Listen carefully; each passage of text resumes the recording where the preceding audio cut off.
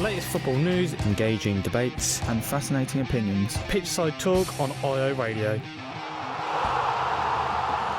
Yes, and welcome back to Pitchside Talk here on our IO Radio. We're back for another week of football action, and it's just me by myself today. Dan has been partying too hard from Ipswich Town's result on Saturday, so he's recovering from his little party he had.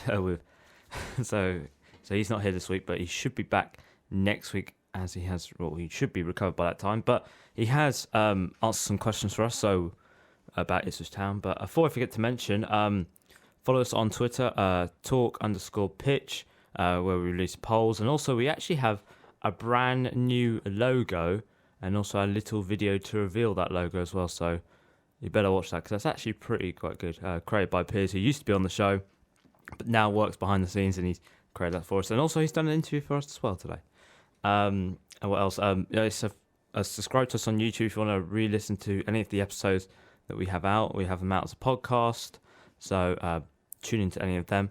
And before we sort of get into any of the news and any music, but congratulations to Colchester last night, knocking out Tottenham in the Carabao Cup on penalties. I think it's 4-3 on penalties, hold them 0-0 all the way through 90 minutes and going straight to penalties. But it looks like it's a bit of a dire situation for Tottenham, really. Not doing very well at winning games or even holding leads, but Colchester, well done to them. League 2 knocking out Premier League in the Carabao Cup last night. And when we come back, we are going to be talking about Ipswich Town and their result on Saturday, and the match, and sort of what we thought about the match, and lots of little things that happened, and also what's happened over the past week with playing 3 games in 7 days. So stay tuned. Stay up to date with the latest footy news. Pitchside Talk on IO Radio. Yes, and welcome back to Pitchside Talk here on IO Radio. And now we're going to be talking about Ipswich Town and their performance on Saturday. So Ipswich Town played 3 games in 7 days and ended with 7 points after those 3 games in 7 days, with Kane Vincent-Young scoring the winner and the only goal of the game against Gillingham away on Saturday. And I asked Dan, who wasn't going to be here, kindly sent in some sort of answers to my questions, and asked him how impressive were Ipswich on Saturday. He came back with it seemed like a little bit of a poor game, that we lacked a bit of quality, but some of the passing moves for us were brilliant, especially our goal. Great to get another win, though. I'll tell you that any day. I think it is great that we can get these tough 1-0 wins away from home. You need to get them to get promoted. Also, the fans were amazing and definitely helped make it it is great to be a Town fan again.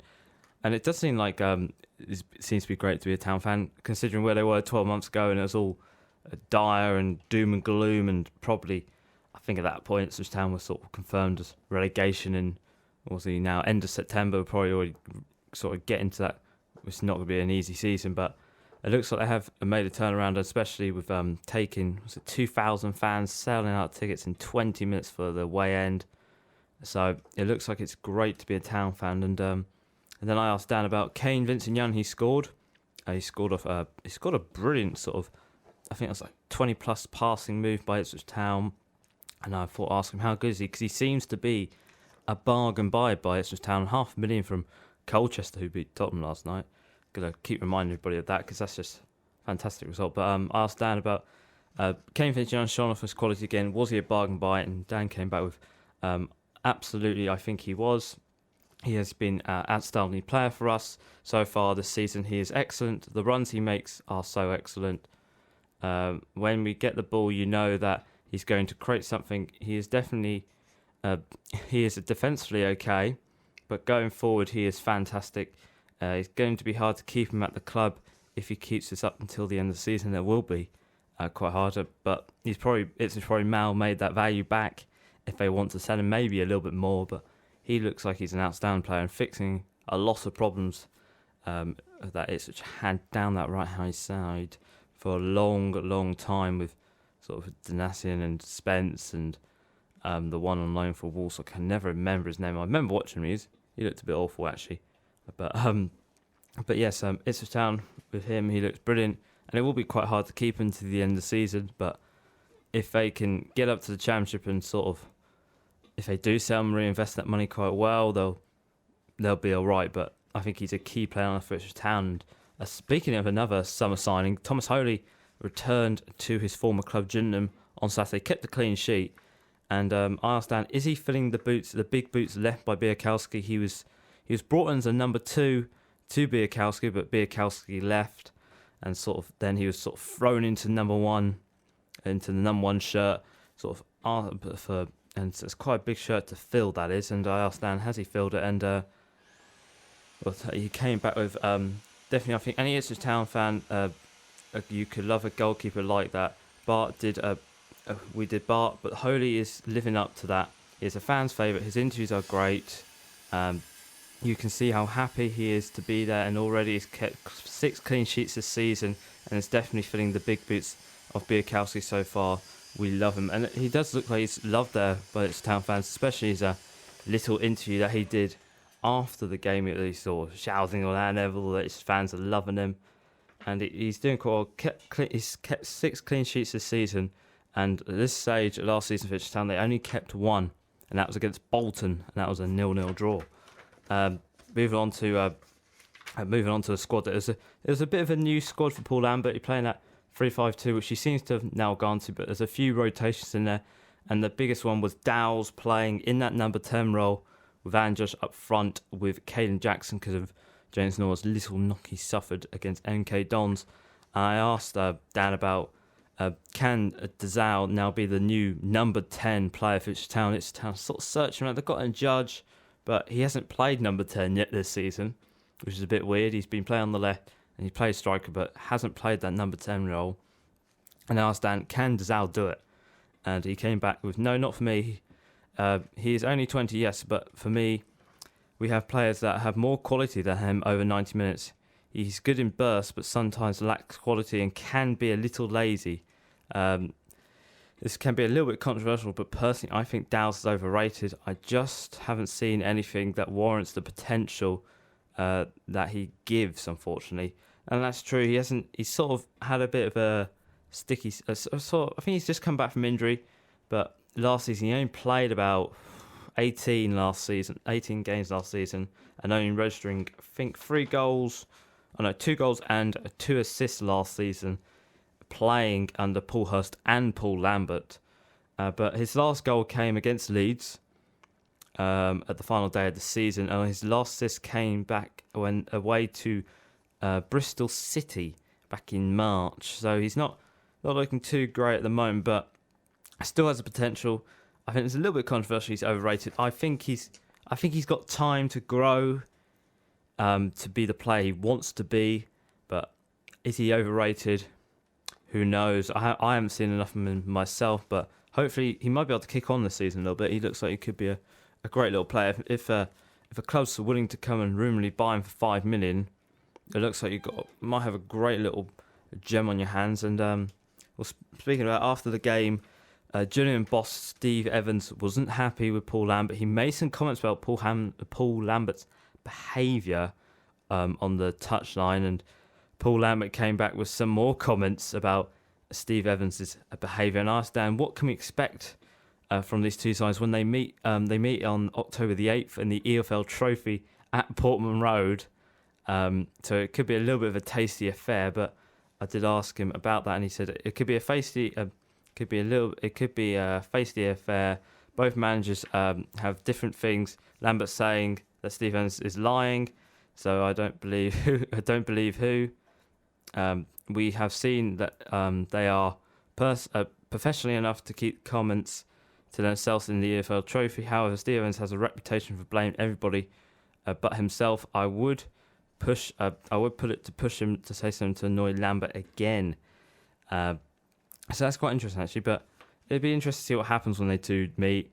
It might be a bit of a, I don't know. There might be a little bit of a more words said, but I just sort of read Steve Evans' comments and Paul Lambert's, and I sort of didn't really know to believe because Steve Evans saying that Lambert's saying all this sort of stuff, and then Lambert's saying that. So it might just be a little bit of mind games playing that Steve Evans is playing with him, he's got to play a few mind games, and he might be thinking about this fixture or when he has to go down to Portman Road himself. But finally, Ipswich played Tranmere on Saturday. James Norwood playing against his former club that he got promoted up to League One this season. And I asked Dan, what will the score prediction be? And Dan came back with another home win, 3-1 to Ipswich, Norwood with 2, and Will Keane with 1, which is quite interesting. And I'm actually going to go for a 2-0 victory.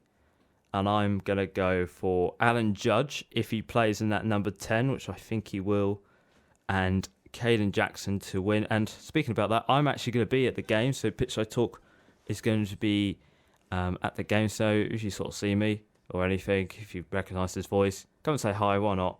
Because it'll be a great time. And, you know, Ipswich Town, they're going to win. Because why not? We're going to make that bold prediction right now. They're going to win 2-0. And it's going to be a fun affair. And everyone's going to be happy, which is good to see. But when we come back, we're going to be talking about the Premier League. All the results that happened over the weekend. Some good, some bad, and just some... just why bother up and play at the Etihad, really, because it's just, you're not going to win, are you? Pitchside Talk on IO Radio. Yes, that's right. Pitchside Talk. It is one of our own here on IO Radio. We are back, and now we're going to talk about the Premier League. The Premier League is, well, another exciting week in the Premier League, and I guess we better start off with the biggest game of all. Chelsea took on Liverpool. Chelsea and Liverpool coming off a bad result in the Champions League on Tuesday. Liverpool losing 2-0 to Napoli and Chelsea losing 1-0 to Valencia. So these two sides met, trying to get their form back. Trying to get their form back, and Liverpool took the victory there 2-1 over Chelsea. It was quite a tight game. Liverpool had the first half, and then Chelsea worked their way back in the second half, and were quite unlucky not to actually get a point from this game. Just a few mishaps and people being offside and VAR. So I asked my good friend Piers, who used to be on the show, who now does all our graphics and that for the show, especially that video. You better check that out. That's on our Twitter page, talk_pitch, if you want to look that up. So I asked him about Chelsea. I asked him about the game, and I said Chelsea suffered another defeat on Sunday.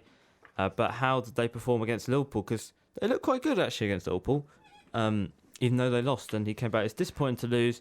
To concede a set piece again is not good enough from our defensive side. But the players have played their hearts and definitely played until the last minute.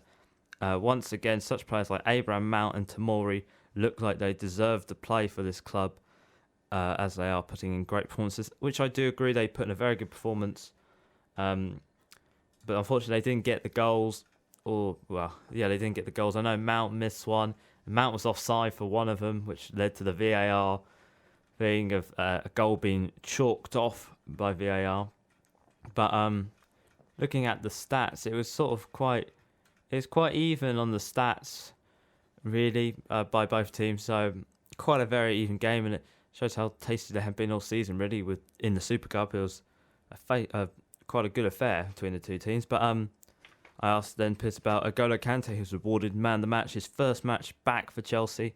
How important is it to see N'Golo Kante come back into the side? He said, having Kante back always will affect the team in a positive way due to his world-class work rate. He's consistently helping the defensive, and picking up the loose balls and interceptions. His goal on Sunday was terrific. I feel to be someone who's who's an all-time great. He needs to take more chances like that. He's a must-needed player for us to achieve top 4. Yeah, top 4, looking like it could be a real possibility for Chelsea, but that will need to be helped if Frank Lampard wins finally a game at Stamford Bridge. He's still winless in the Premier League and in all competitions, but he might get it tonight playing against Grimsby Town in the EFL Cup. So he could get it tonight, but I said to Piers, how frustrating is it for Frank Lampard not to have this win at Stamford Bridge? And he said, I feel that the way we are playing, the win will come soon. We just need to strengthen on our set pieces. Personally, I'm not a fan of zonal marking, which Frank Lampard uses which can be tightened up on set plays, the win will come, which is good to see. And I did ask Piers about a big moment that happened in the game, about Chelsea not walking away, saying about the not walking away with a point, which was quite disappointing after the VAR ruled off Azpilicueta's goal because Mason Mount's heel was offside. It was quite tight, but his heel was offside, and they ruled it off, and good chances at the end from Mason Mount again missing. So I did ask Piers about, do you think it's a bit unlucky they didn't walk away with a point? It came back with, yes, I do feel Liverpool's only goal came from the free kick, and Chelsea dominated the last 20 minutes. We should have came away with at least a point, with Tammy going one-on-one with Adrian and Mount's misses. I feel that we should have stopped them home. Maybe we would either grab the win. Unfortunately, VAR did not go away this week. So close, and it is looking quite close between the two sides. But we should speak a little bit more about Frank Lampard. When the game ended, Chelsea got a fantastic reception for the way they played in that game, really showing lots of desire and heart to try and win, or even just get the point. And I did ask Piers, do you feel that Frank Lampard is now given this time at Chelsea, unlike previous managers in the past, like Sarri, Di Matteo, Andre Villas-Boas, Rafa Benitez, Antonio Conte, Jose Mourinho, any Chelsea manager really over the last 10 years. Carlo Ancelotti is one. You can never forget about Carlo Ancelotti, but I did ask about that, and he said, the passion from the fans shows that we are totally behind this man. I feel that everyone is understanding due to the ban that we have. We're not the best team in the league, but due to the youth and excitement Frank Lampard has brought into his team and the passion his players and fans show, I know this will be he will get it next season. Yeah, he'll get another season, which is good to see. We need to see sort of more people getting time. But we should maybe mention about the final question I asked him was, after seeing two teams fighting for top four lose. I won't mention who they are because we'll get onto them later on. Lose at the weekend. Do you feel Chelsea still stand a good chance of getting to the top four? And he came back. It's hilarious. It's just like last season. It seems that nobody wants to get top four. It shows the difference between Man City and Liverpool versus the rest of the league. But if Chelsea hasn't dropped stupid points against Leicester and Sheffield United, we would be just a point behind Man City, which is actually quite crazy at the moment. You'd be a point behind Manchester City after their poor run. I feel as soon as we make the bridge a fortress, we will quickly achieve top four. So that is from Piers. That's his interview about Chelsea. But we should maybe move on. Liverpool won again over the weekend against Chelsea. They should have maybe drawn that game, but they didn't. We better move on to some other games. Man City came back from their defeat against Norwich 3-2 on Saturday to win 8-0 against Watford. They are the fastest team in Premier League history to score 5 goals, scoring that inside 18 minutes. And also, David Silva now has the fastest goal of the season at the moment. I think it's 59 seconds. What's the fastest goal this season? Yeah, 59. Just looking at my notes. And also, this is Watford's biggest defeat since losing 8-1 to Crystal Palace back in 1959. Yeah, Man City look great. They show that they can. That this is not a fluke. It's not a crisis. They're just back to what they do best. But with Kevin De Bruyne, he got 2 assists and a goal, and he's now being compared to be one of the best midfielders in the world, which I totally agree with, because he is a fantastic midfielder, and he's putting behind his tragic last season, suffering loads of injuries, and really showing that he is now the catalyst and probably is the best midfield. He's best midfielder in the Premier League by far, and he's up there now in sort of the world's sort of status, which I really do think he should be. And I think we should go through the other results that happened over the weekend. So starting off on Friday, Southampton versus Bournemouth. It was a good win by Bournemouth, beating the Saints 3-1.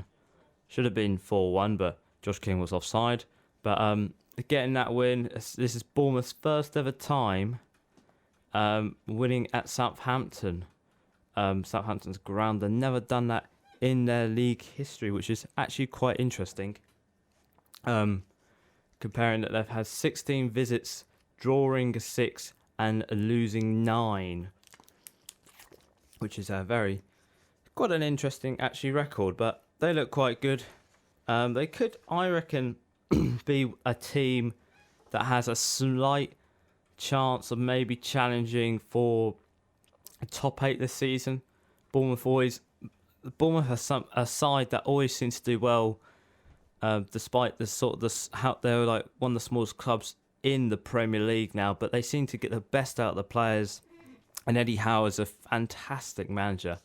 I don't know how he kept them up for all this time. It's really quite interesting how they're doing. But Southampton losing again, a little bit concerning, I would say. But I think Southampton are safe, but I think it's you don't really want to lose these sort of games, especially when you don't really want to be fighting back, to be perfectly honest. But yeah, that's that game. I don't think there's anything else from it. No, but we better move on to Saturday lunchtime, when Leicester took on Tottenham, and Tottenham blew another lead. They were winning 1-0 at half-time and lost the game 2-1.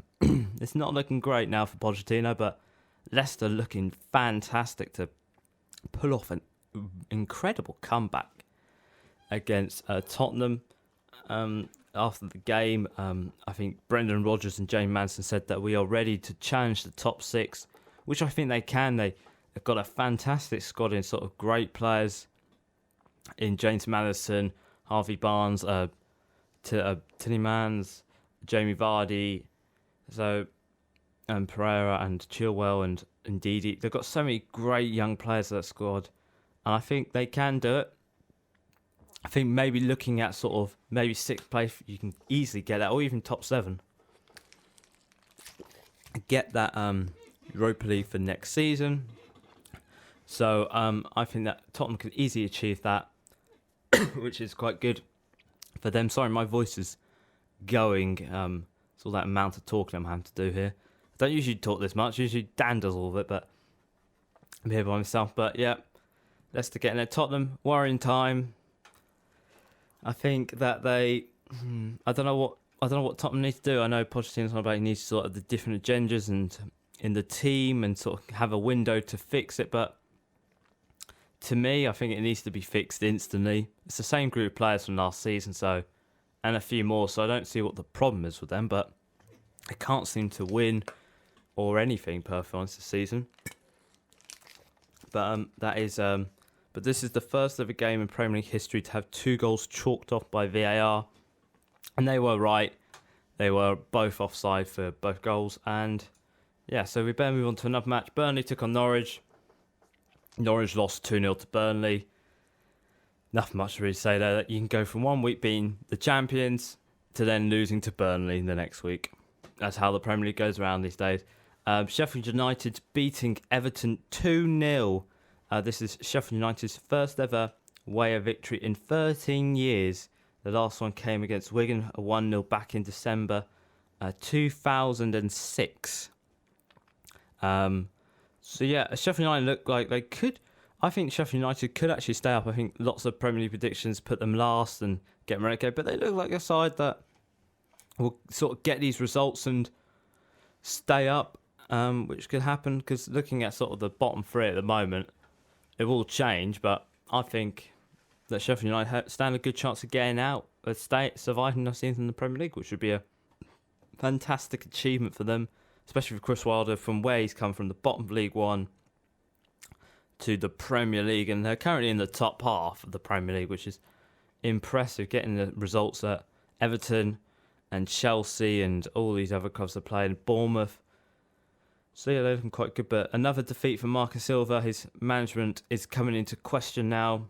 But I think Everton don't think Everton are going to get top 6, especially with sort of what they're doing. They're one of them clubs that say they will and they never do, but I perfectly honestly think they won't get it this season.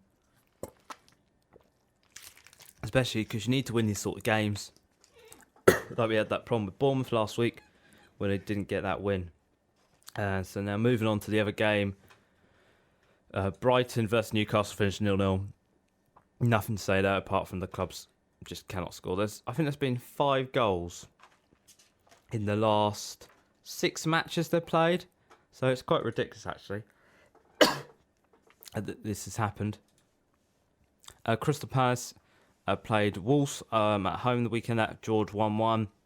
Wolves showing lots of character to come back and score in the 95th minute from Diego Jota, keeping up that impressive record of being undefeated in London in the last 7 games, which is quite interesting.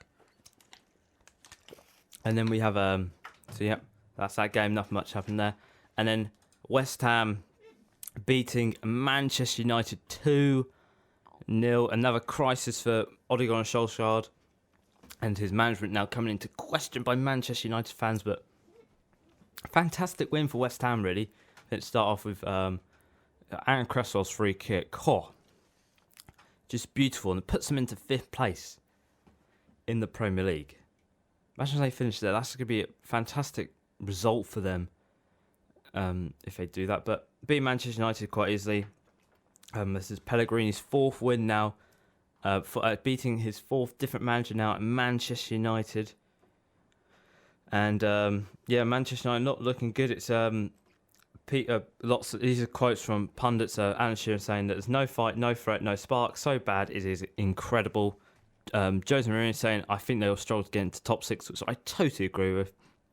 I can see them not even getting Europa League. I think they're going to finish probably 7th or 8th. There's so many teams that at the moment are better than them, like Leicester, Chelsea, who are only 11th, but on the same amount of points as Manchester United and Arsenal. There's so many teams better than them. And then Roy Keane saying they lack leaders and characters, which is quite interesting. But this is now Ole Gunnar Solskjaer's. This is actually quite an interesting stat actually about Ole Gunnar Solskjaer. His first 9 away games he won in all competitions, signed the contract. Since that, he's lost his last 9 away games in all competitions. So at the moment, it's not looking great for Manchester United fans, especially Ole. And I asked Peel on Twitter, will he survive the season? And 73% of people said no. And 27% of people said yes, he will survive the whole season. But Manchester United looking dire at the moment. So it's not a great time to be a fan of Manchester United, but it's a great time to be a fan of Arsenal. Coming back from 10 men to beat Aston Villa 3-2. Quite luckily, actually, beating them 3-2. Should have been penalty at the last minute for Aston Villa. But thinking about it, it was a good game. Arsenal showed a lot of desire to come back, and I think Arsenal maybe have enough to get into this top 4. But it's gonna be hard, especially got to sort out defensive problems. John McGinn getting a goal and Wesley. But there's an interesting stat I found about John McGinn. The last 2 times he's scored, his side has lost, and both of them have come in London with Tottenham and now Arsenal. But it's not looking good for them.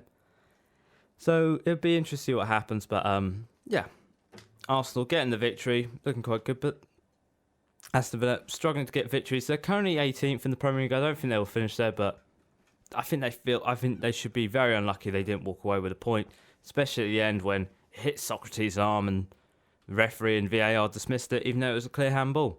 And they're giving handballs for unclear things. But that is your run through now the Premier League results. And when we come back, we're going to be talking about the FIFA awards, the best awards that happened on Monday. Got a controversial awards ceremony, I have to say. Some awards going to people that didn't deserve it, and people making the world's best 11 that shouldn't have made it. But here at Pitchside Talk, we have made our own squads. I've got my squad, we've got Dan's squad, and we've got Pier's squad. So we've got 3 different squads of what we think was the best 11 over the course of last season. The best place in Ipswich to hear the latest football debates, Pitchside Talk on IO Radio. Yes, that is right. The best place in Ipswich to hear all the latest footy debates here on Pitchside Talk on IO Radio. And before I forget to mention, follow us on Twitter, talk_pitch. You can see all our new stuff. You can see our new logo as well. and our little video for it as well, which quite good, created by Piers, who used to be on the show. So yeah, and well, we're now going to move on to the best awards, which happened on Monday. Quite a controversial award ceremony, I have to say. I'd never realised that actually the Ballon d'Or doesn't exist anymore. I didn't realise it moved into the best thing, but bye Ballon d'Or and welcome the best. But yeah, it happened on Monday, causing a lot of controversy, and we better start off with Bielsa won the Fair Play award for.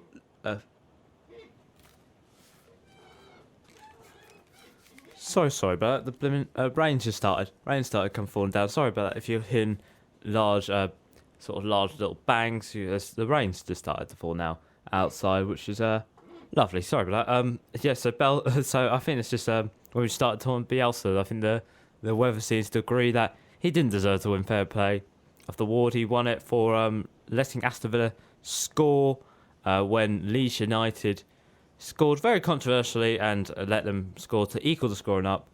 It seems like FIFA forgot about Spygate a little bit, but yeah, that happened. But then there's a brilliant night for Liverpool with Alisson taking away best goalkeeper and Jurgen Klopp winning best coach. I think they deserved the awards. I think Alisson did. Alisson deserved that. He'd been a fantastic goalkeeper this season for Liverpool. There's a brilliant move by Liverpool to bring him in, and he improved that squad quite straight away defensively, making critical saves against Napoli, Barcelona, Tottenham, Bayern Munich, any team really. He made critical saves. Jurgen Klopp was a little bit of a controversial one. A lot of people say he didn't really deserve it. He only won the Champions League, and I sort of see what they mean. Pep got scrubbed, but he was. I think it was quite hard to pull them sort of two managers away, really, with what Liverpool had done to sort of close the gap to Man City and to win the Champions League as well. So it's a bit of funny, but people on Twitter agreed that Jurgen Klopp deserved to win the award. 67% of people said yes, and 33% of people said no. And for the Alisson, 80% of people said agreed that he should have won the award, and 20% of people said he should have not. But moving on to the best award, Lionel Messi has been crowned the best player in the world. The first time he's won this since 2015, when the best awards was when the Ballon d'Or switched to the best award. So it's the first time he's won this award, with Van Dijk second and Ronaldo third place. I think this was the right order. Personally, I think Messi's had a quite an outstanding season, scoring 51 goals in 54 games is impressive, but I do feel like Van Dijk should have won it. I'm not being biased as a Liverpool fan. I feel that we're not going to see a defender at this sort of high level ever again, having this sort of fantastic season, and and what he did I think it was a whole season with nobody dribbling past you. That's really impressive. For any player, really, in any league to have that, and especially in the Premier League and the Champions League and all sorts of competitions you play nowadays. But yeah, and then Ronaldo came third, probably right. Messi probably deserved. He's had a great season, but not compared to Messi and Van Dijk. And people agreed that this was the right order, with Messi getting 41%, Van Dijk 37%, and Ronaldo 22%. So it's quite close between Messi and Van Dijk, really. But, that's what happened. And people agreed that Messi deserved to win it, with 68% of the vote going for yes and 32% of people saying no. But now, this is what caused a lot of controversy on the FIFA, the FIFA awards, was the team of the year, the world's team of the year. And when I can find it, I've actually lost the tab I had open for it. I'll get to search it. I had a tab open for this and I've lost it now, but I'll find it. So the FIFA 11 was revealed. The world's 11, but I call it FIFA 11, was revealed on the Monday, and it has caused a lot of controversy, especially with the players that were in it. And I've not got it there. There it is. Yeah, I found it. So it caused a lot of controversy with the players in it. So the team was, or is actually, Alisson in goal, Sergio Ramos, Virgil van Dijk, De Ligt and Marcelo, Modric, De Jong, Hazard, Messi, Ronaldo, Kylian Mbappe. Caused a lot of controversy with sort of people arguing that how did Ramos and Marcelo make it into the team, even though they had poor seasons, and you've got two probably the best fullbacks in the world at Liverpool not make it in. So what we decided to do here on Pitch Side Talk, we decided to make our own teams, make our best 11. So why not? So I'm going to start off because I've got Dan and Piers here. So so I start off with Addison in goal. I think that's right. He won the award. He should deserve to go in goal. Dan agreed with me as well that Addison should go in goal, but Piers actually disagreed and put Emerson in goal. So that's quite an interesting thing, putting Edison in goal. He's had a good season, but compared to the other players, he didn't. And this is a bit of a win. I put a right back, De Ligt. I think he's had a brilliant season at Ajax, really proven that he's a great player and he's going to be a great defender for years to come. I put him at right back, and then the other two said that Trent Alexander-Arnold should be at right back, which I didn't go with, unfortunately. I would now wish I did, but yeah, he's had a fantastic season at Liverpool. I feel the only reason I didn't put him in was because of defensive problems. He's been good defensively, but he hasn't been outstanding. He's been brilliant getting forward, getting them crossed in and getting them assists and the goals as well, like he did against Chelsea on the weekend. First centre-back for me is Eric Laporte.